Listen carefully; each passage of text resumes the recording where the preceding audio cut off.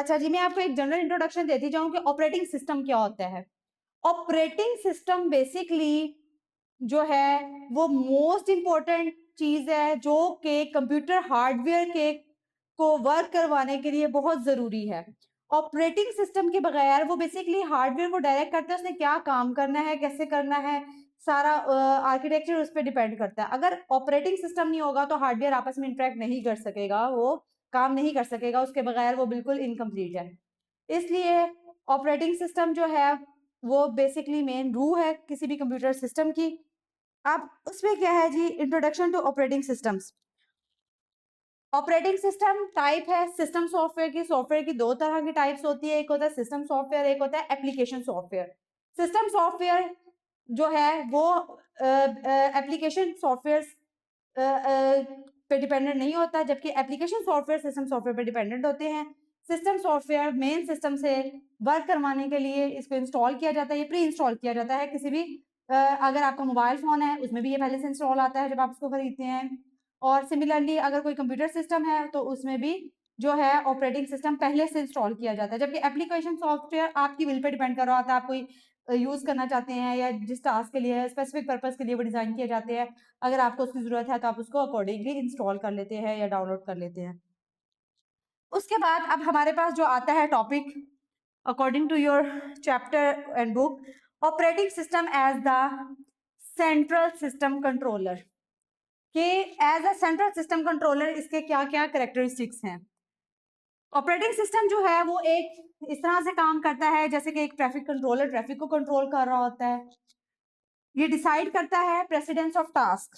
Precedence of task से मुराद है कि कौन सा टास्क जो है वो सबसे पहले किया जाएगा, ठीक है। उसके बाद कैसे कंप्यूटर मेमोरी को इस्तेमाल किया जाएगा, which devices should be active at a given time. For example printer है या कोई भी डिवाइस है, स्पीकर है, कौन सी डिवाइस किस टाइम पे एक्टिव होगी, किस टाइम पर नहीं होगी, सारे डिसीजंस जो है वो कौन ले रहा होता है, ऑपरेटिंग सिस्टम। उसके बाद आता है role in user hardware interaction. अच्छा, अब role in user hardware interaction से क्या मुराद है? देखें, कंप्यूटर जो है ना उसकी अपनी जुबान है, वो ह्यूमन लैंग्वेज को नहीं समझता। Role in user hardware interaction. अच्छा जी, ऑपरेटिंग सिस्टम जो है कैसे यूजर हार्डवेयर इंटरेक्शन से क्या मुराद है? अब जो कंप्यूटर है, कंप्यूटर अंडरस्टैंड करता है किसको, कंप्यूटर लैंग्वेज, जो कि क्या कहलाती है, बाइनरी लैंग्वेज, बाइनरी को, ठीक है, जो कि जीरोस या वंस की फॉर्म में होते हैं। उसके बाद हमारे पास आते हैं ह्यूमन। अब जाहिर बात है कंप्यूटर यूज तो इंसानों नहीं करने हैं ना, ह्यूमन कर रहे हैं, तो ह्यूमंस को तो समझ आती है उनकी अपनी लैंग्वेज, ह्यूमन लैंग्वेज, जो कि इंग्लिश, उर्दू कोई भी हो सकती है फॉर एग्जाम्पल।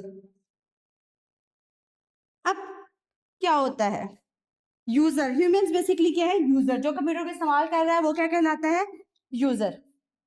अब ये कैसे फिनोमेना, यूजर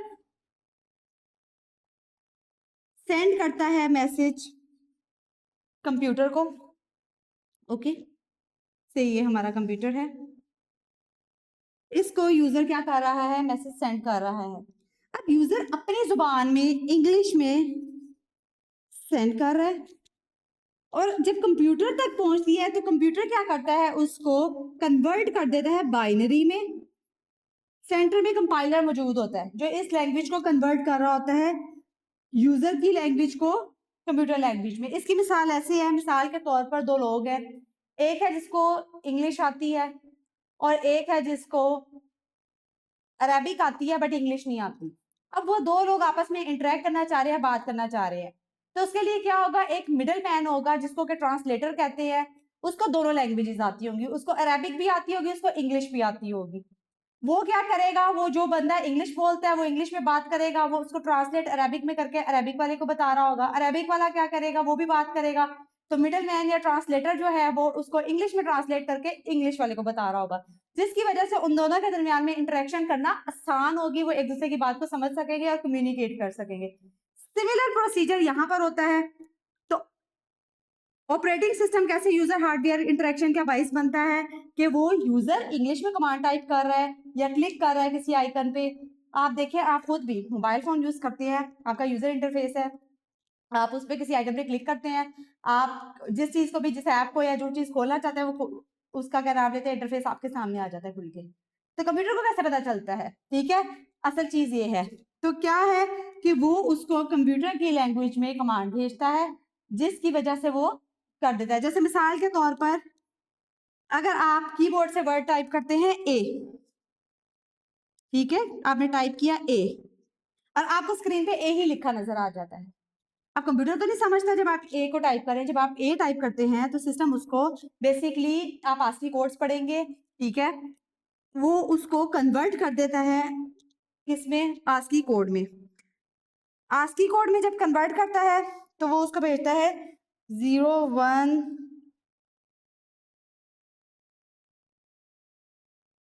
बाइनरी फॉर्म में,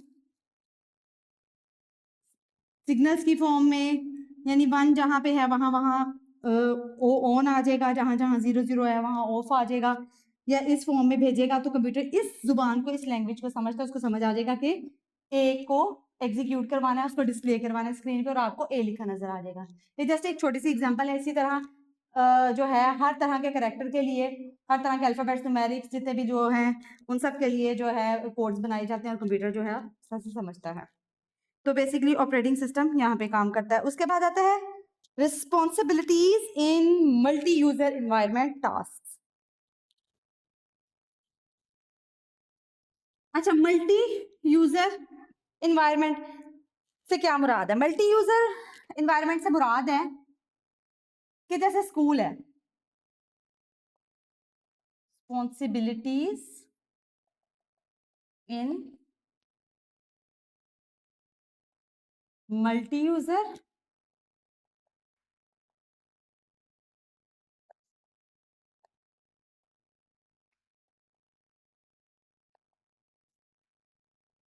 मिसाल के तौर पर हम यहाँ पे देखते हैं स्कूल का इन्वायरमेंट। स्कूल की लैब होती है, उसमें मल्टीपल कंप्यूटर्स होते हैं, मल्टीपल स्टूडेंट्स होते हैं, या आप यूनिवर्सिटीज में देखें, ठीक है, ऑफिसेज में देखें जहाँ पे ज्यादा एम्प्लॉयज काम कर रहे हैं और कंप्यूटर सिस्टम्स पे जो है वो पूरा एक सिस्टम है, उनका नेटवर्क है।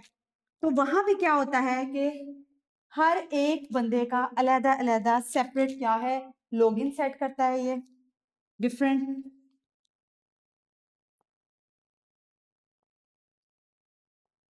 क्रिएट सेपरेट लॉगिन्स,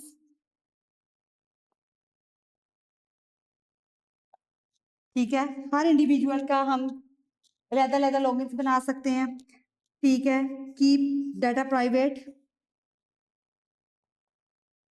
हर इंसान का एक बंदा है, ठीक है, कोई भी पर्सन है, पर्सन 1 है, वो काम कर रहा है, उसका लॉगिन है, वो जब भी बैठेगा अपना यूजर आईडी, अपना यूजर पासवर्ड, ठीक है, हर बंदे को उसका अपना अपना यूजर आईडी और पासवर्ड असाइन कर दिया जाएगा। उसने जब भी काम करना है वो जिस मर्जी सिस्टम को यूज कर ले, एक सिस्टम है उस पर 10 लोग काम कर रहे हैं मल्टीपल टाइम्स पे, ठीक है, तो जो भी पर्सन उस सिस्टम को यूज करेगा वो जब भी बैठेगा अपना यूजर आईडी और पासवर्ड लगाएगा, तो उसका जितना भी डाटा या जो उसने काम किया होगा वहीं पे सेव होगा और उसको नजर आ जाएगा, कोई और उसका डाटा या उसका काम जो भी उसने वहां पे इंफॉर्मेशन सेव किया नहीं देख सकेगा, ठीक है।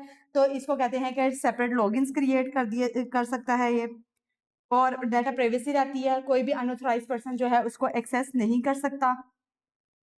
उसके बाद है creating and managing user accounts, ठीक है, वो भी इसी में ही आ जाता है कि यूजर्स अकाउंट बना दिए जाते हैं, स्टूडेंट्स, मल्टीपल स्टूडेंट्स के लिए वो अलग-अलग अपने अकाउंट से लॉगिन होते हैं, उनको असाइनमेंट्स जो असाइन हुई होती हैं वो वहाँ पे वर्क करके अपलोड कर सकते हैं या अपना जो भी काम है वहाँ पे सेव कर सकते हैं।